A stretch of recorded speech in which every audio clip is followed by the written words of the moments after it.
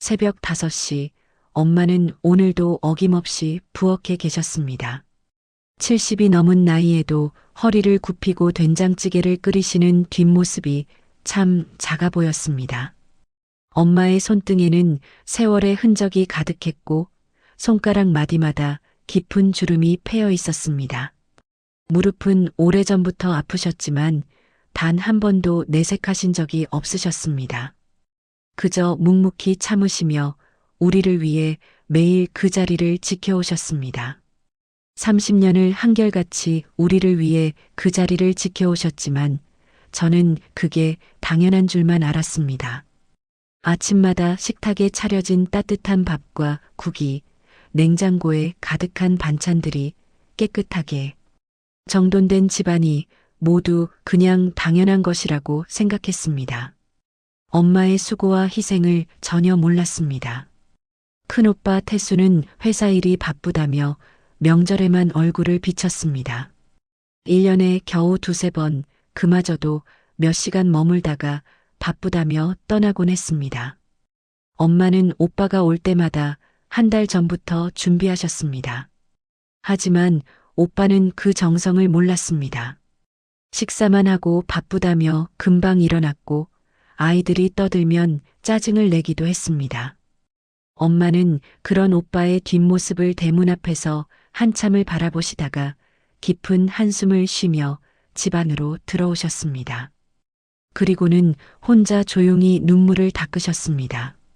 저도 마찬가지였습니다. 결혼하고 나서는 시댁 눈치 때문에 친정에 자주 가지 못했습니다. 명절에는 당연히 시댁으로 가야 했고 주말에는 시어머니가 불편해하실까봐 친정 방문을 자제했습니다. 엄마한테 전화를 드리면 엄마는 늘 괜찮다고 시댁 일 먼저 잘하라고 하셨습니다. 며느리로서 해야 할 일이 있으니 당연한 거라고 엄마는 걱정하지 말라고 하셨습니다.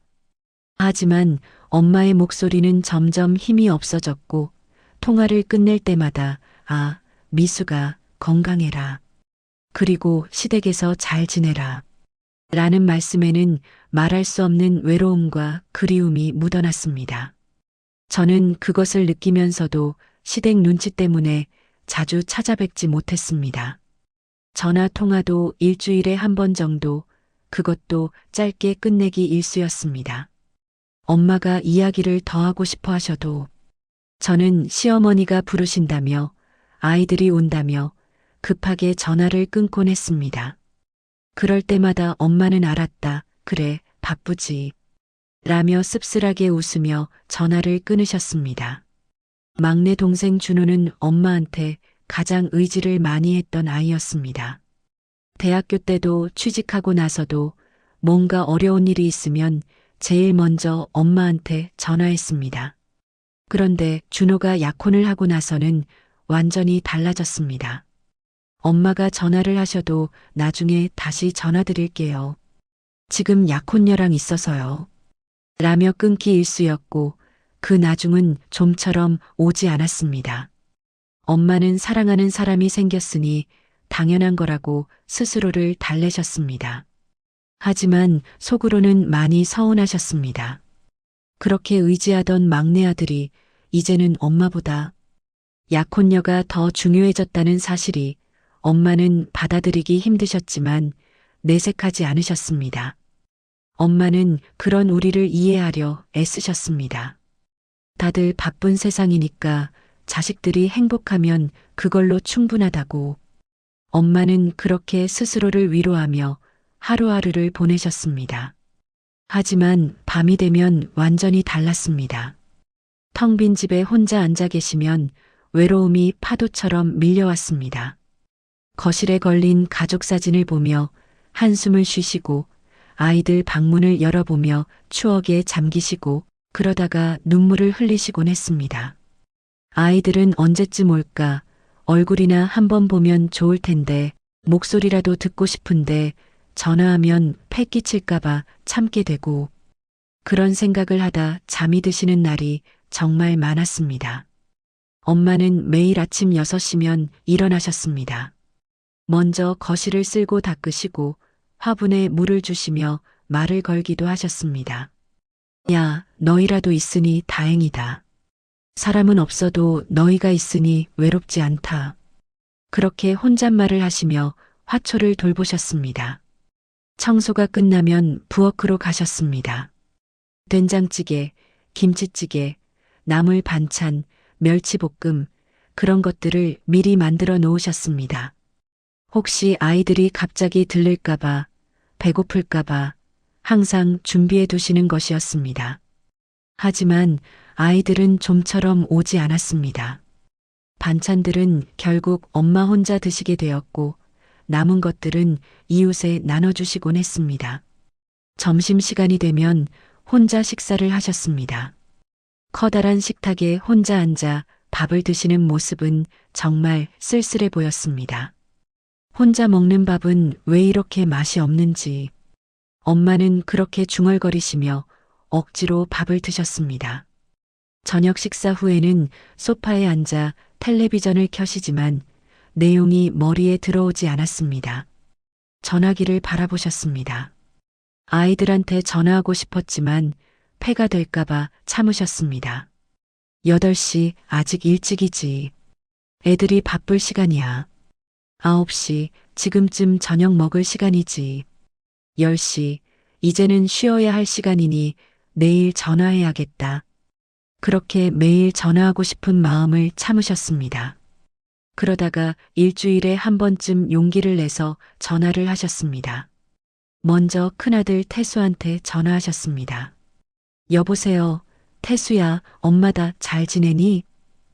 엄마는 조심스럽게 말씀을 꺼내셨습니다. 하지만 태수는 늘 바빴습니다. 아, 엄마, 네, 잘 지내요. 저 회사 일로 바빠서 나중에 다시 전화드릴게요. 그렇게 짧게 끊었습니다. 엄마는 알았다. 바쁜데 미안하다. 그렇게 말씀하시며 전화를 끊으셨지만 가슴 한편이 허전했습니다. 딸 미숙이와 막내 준호와의 통화도 마찬가지였습니다. 모두 바빴습니다. 엄마는 전화기를 내려놓으시며 깊은 한숨을 쉬셨습니다. 다들 바쁘지, 어쩔 수 없지. 엄마는 그렇게 스스로를 달래셨지만 눈물이 흘러내렸습니다. 외로운 밤을 보내시고 다음 날이 되면 엄마는 또 같은 하루를 시작하셨습니다. 새벽에 일어나시고 청소하시고 밥을 지으시고 텔레비전을 보시고 잠이 드시는 그런 하루하루가 끝없이 반복되었습니다. 그러던 어느 날 엄마는 일기를 써보기로 결심하셨습니다. 외로움을 달래기 위해 하루를 정리하기 위해 일기를 쓰기 시작하셨습니다. 오늘 하루 종일 아무도 전화 안 왔다. 이렇게 혼자 있으니 정말 외롭다. 나이 들면 이렇게 쓸쓸해지는구나. 하지만 어쩌겠나 아이들한테 패 끼치고 싶지 않다. 엄마가 참아야지. 그렇게 쓰시며 또 눈물을 흘리셨습니다. 또 어떤 날은 이렇게 쓰셨습니다. 오늘 이웃집 할머니가 왔다. 우리 나이 또래는 다 비슷하다. 자식들은 바쁘고 우리는 외롭고 그래도 건강해야 한다. 아프면 자식들한테 짐이 되니까. 엄마는 아프지 않으려고 애쓰셨습니다.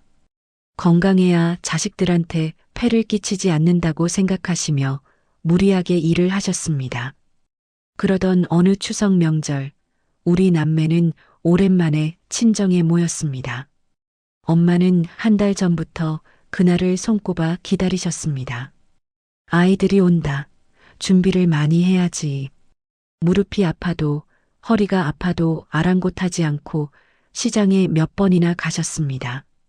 갈비찜, 잡채, 각종 전, 송편을 빚으시며 일주일 동안 쉬지 않고 준비하셨습니다. 밤늦게까지 요리하시고 새벽에 또 일어나 준비하시고 그렇게 온몸이 아파도 참으시며 음식을 만드셨습니다. 드디어 추석 당일 엄마는 새벽부터 일어나 마지막 준비를 하셨습니다. 모든 준비가 끝나고 설레는 마음으로 현관문을 바라보셨습니다. 온 가족이 모였고 엄마는 너무 기뻤습니다. 오랜만에 아이들이 다 모였구나. 엄마는 눈물이 날 것 같았지만 참으시며 웃으셨습니다. 자리에 앉았지만 분위기는 엄마가 기대했던 것과 달랐습니다. 큰오빠 태수는 앉자마자 휴대폰을 꺼냈고 저는 시댁에 들러야 하는 시간 때문에 마음이 불편했습니다. 막내 동생 준호는 약혼녀와 속닥속닥 이야기를 나눴습니다. 식사는 30분 만에 끝났습니다. 엄마가 한 달 동안 준비한 음식들을 우리는 30분 만에 먹고 일어났습니다.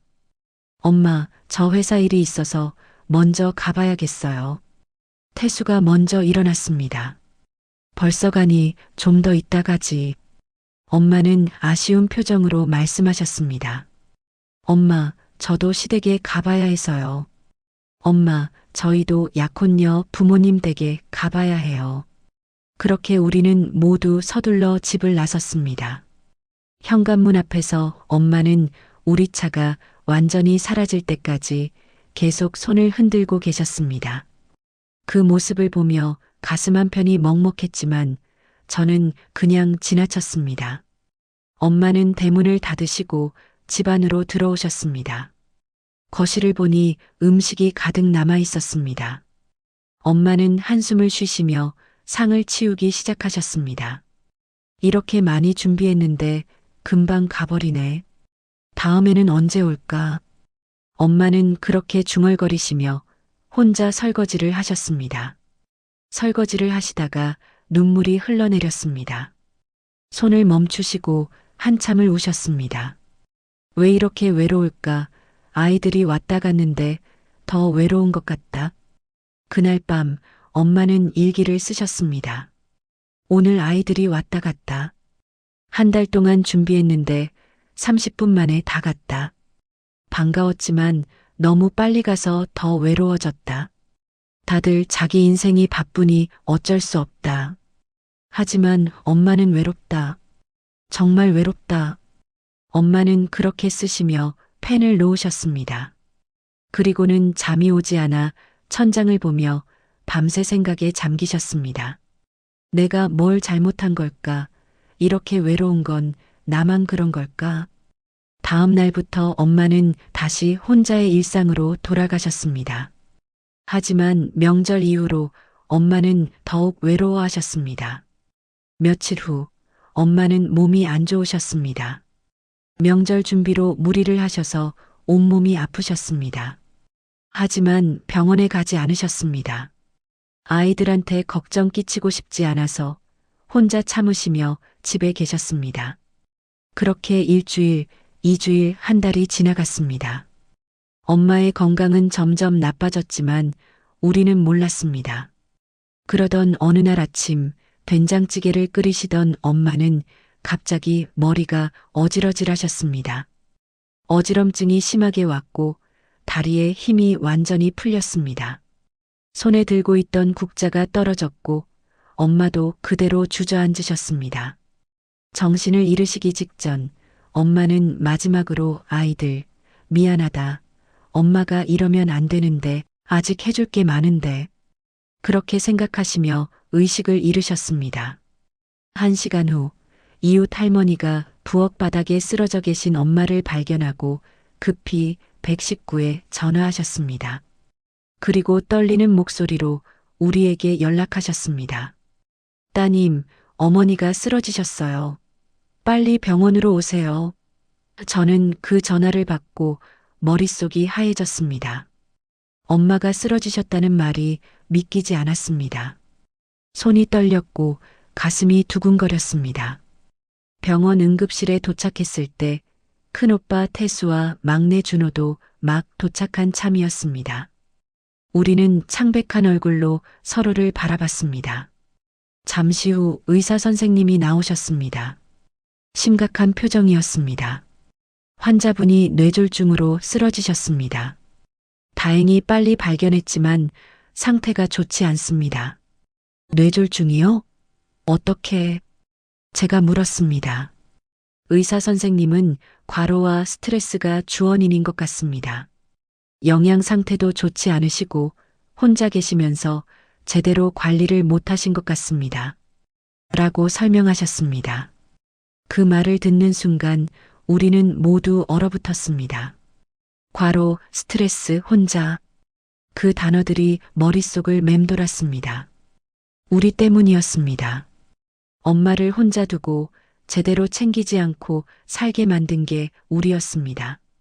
면회 시간이 되었습니다. 우리는 떨리는 다리로 중환자실로 들어갔습니다. 엄마는 산소 호흡기를 끼고 누워 계셨습니다. 항상 건강하시던 엄마가 그렇게 약해 보이는 모습을 처음 봤습니다. 저는 엄마 곁으로 다가갔습니다. 천천히 엄마의 손을 잡았습니다. 그 손은 차가웠고 너무나 거칠었습니다. 평생 우리를 위해 일하신 손이었습니다.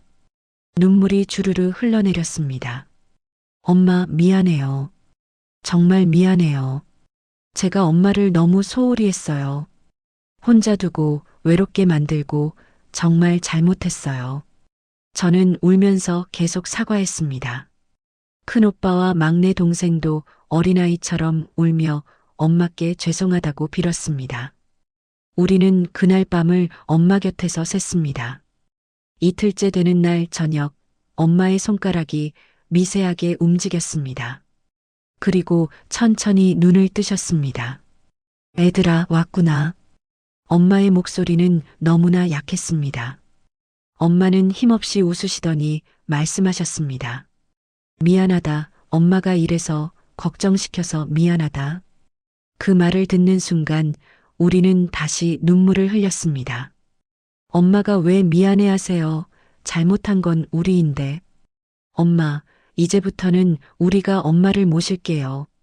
제대로 챙길게요. 혼자 두지 않을게요. 태수가 말했습니다. 네, 엄마, 저도 자주 올게요. 시댁 눈치 안 보고 자주 올게요. 제가 말했습니다. 저도 매일 전화 드릴게요. 자주 찾아뵐게요. 준호도 약속했습니다. 엄마는 그 말을 듣고 눈물을 흘리셨습니다. 고맙다, 정말 고맙다. 엄마는 그렇게 말씀하시며 우리의 손을 꼭 잡으셨습니다. 엄마는 일주일간 입원하셨습니다. 그 일주일 동안 우리는 교대로 병원을 지켰습니다. 회사도 집안일도 모두 제쳐두고 엄마만 생각했습니다. 그동안 우리가 얼마나 이기적이었는지 깨달았습니다. 엄마는 평생 우리를 위해 살아오셨는데 우리는 그 은혜를 모르고 살았습니다. 병실에서 엄마는 그동안 혼자 얼마나 외로우셨는지 이야기하셨습니다. 아이들이 보고 싶어서 전화기만 바라보던 날이 많았다고, 혼자 밥 먹을 때가 제일 외로웠다고. 어느 날 큰오빠가 집에서 엄마의 일기장을 발견했습니다. 우리는 함께 읽었습니다. 일기장에는 우리가 모르던 엄마의 진심이 가득 담겨 있었습니다. 우리를 그리워하시던 마음, 외로워하시던 마음, 하지만 그것을 숨기시던 마음, 모두 담겨 있었습니다. 엄마, 정말 미안해요. 앞으로는 절대 그렇게 외롭게 하지 않을게요. 준호가 말했습니다. 엄마는 눈물을 흘리셨습니다. 고맙다, 정말 고맙다. 이제는 괜찮다. 엄마는 그렇게 말씀하시며 우리를 안아주셨습니다. 일주일 후 엄마는 퇴원하셨고 우리 생활이 완전히 바뀌었습니다. 태수는 주말마다 엄마를 찾아뵙고 함께 산책했고 저는 일주일에 2번씩 친정에 들렀습니다. 준호는 매일 저녁 7시에 엄마한테 전화를 드렸습니다. 그렇게 몇 달이 지났습니다. 엄마는 조금씩 건강을 회복하셨고 무엇보다 엄마의 얼굴에 웃음이 돌아왔습니다. 외로움에 지쳐있던 얼굴이 아니라 자식들의 사랑을 받으며 행복해 하시는 얼굴이었습니다. 저녁마다 엄마는 일기를 쓰셨습니다. 예전처럼 외로운 내용이 아니었습니다. 오늘 태수가 와서 함께 산책했다. 준호가 전화해서 재미있는 이야기를 많이 해줬다. 웃음이 많이 나왔다. 그리고 마지막에는 항상 이렇게 쓰셨습니다. 오늘도 행복한 하루였다. 아이들이 있어서 행복하다. 고맙다. 어느 주말 온 가족이 모여 엄마를 모시고 외식을 했습니다. 엄마는 행복한 얼굴로 우리를 바라보셨습니다. 이렇게 다 같이 모여 밥 먹으니 좋다. 예전에는 이런 게 당연한 줄 알았는데 이제는 이 시간이 얼마나 소중한지 안다. 엄마는 그렇게 말씀하셨습니다. 쓰러진 게 오히려 잘된 일인 것 같다. 그 일이 있었기에 너희들이 이렇게 챙겨주는 거 아니냐? 엄마는 이제 행복하다. 엄마는 우리를 위로해 주셨습니다. 식당을 나와서 우리는 엄마와 함께 산책을 했습니다. 엄마는 우리와 팔짱을 끼고 천천히 걸으셨습니다. 이렇게 걸으니 정말 좋다. 너희들과 함께 있으니 세상을 다 가진 것 같다. 집에 돌아와 침대에 앉으신 엄마는 깊은 한숨을 쉬셨습니다. 아니다. 불편한 게 아니라 너무 행복해서 그래. 평생 가족을 위해 살았는데 이제는 가족들한테 사랑받으며 사니 이보다 더 좋을 수가 없다. 엄마는 그렇게 말씀하시며 눈물을 흘리셨습니다. 우리도 함께 울었습니다. 엄마 사랑해요. 정말 사랑해요. 우리는 엄마를 꼭 안아드렸습니다. 엄마의 빈자리를 겪고 나서야 우리는 깨달았습니다. 엄마가 얼마나 소중한 존재인지 사랑을 표현하는 것의 중요함을 그리고 무엇보다 당연한 것은 없다는 것을 말입니다. 이제는 달라졌습니다. 우리는 더 이상 엄마를 혼자 두지 않습니다. 바쁘다는 핑계로 외면하지 않습니다. 엄마와 함께하는 시간을 최우선으로 생각하고 사랑한다고 표현합니다.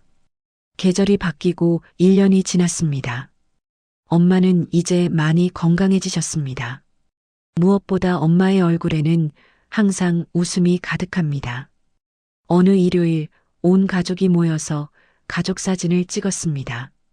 엄마의 얼굴이 가장 밝게 빛나고 있었습니다. 그날 밤 엄마는 일기장을 꺼내 마지막 페이지에 글을 쓰기 시작하셨습니다. 오늘 온 가족이 모여서 사진을 찍었다. 엄마는 정말 행복하다. 예전에는 혼자 외로웠지만 이제는 더 이상 외롭지 않다. 그 일을 계기로 아이들이 엄마를 다시 보게 되었고 우리 가족이 다시 가까워졌다. 이제 남은 인생 아이들과 함께 행복하게 살고 싶다. 고맙다. 정말 고맙다. 이제 엄마는 행복합니다. 자식들의 사랑을 받으며 외롭지 않게 살고 계십니다. 그리고 우리도 행복합니다. 엄마와 함께하는 시간이 엄마를 사랑하는 것이 우리에게도 큰 기쁨이 되었습니다. 이제는 매일 엄마한테 감사합니다. 그리고 말합니다. 엄마 사랑합니다.